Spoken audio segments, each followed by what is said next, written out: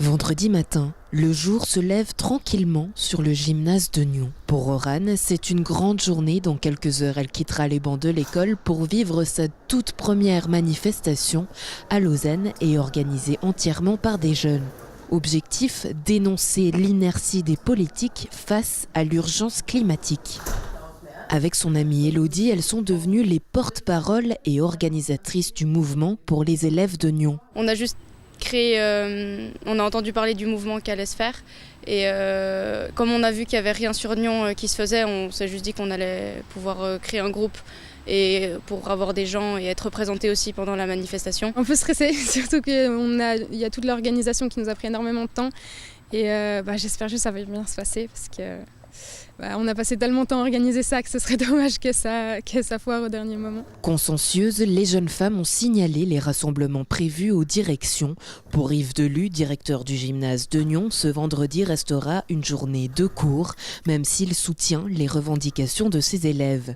Alors effectivement, des élèves sont venus me voir début de la semaine dernière pour m'annoncer que le gymnase de Nyon allait participer à cette grève du climat, comme ils l'appellent. J'en pense que du bien.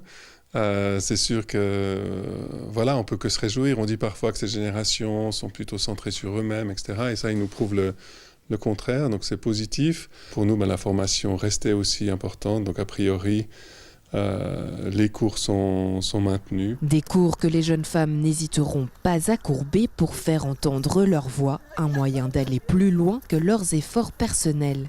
J'essaye de faire un maximum déjà de mon côté au niveau écologie pour réduire mon impact.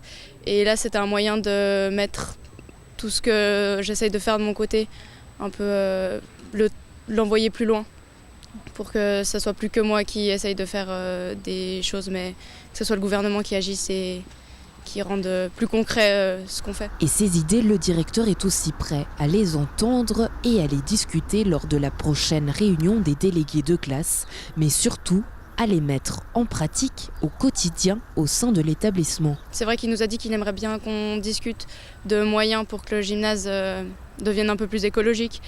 C'est encourageant pour vous ?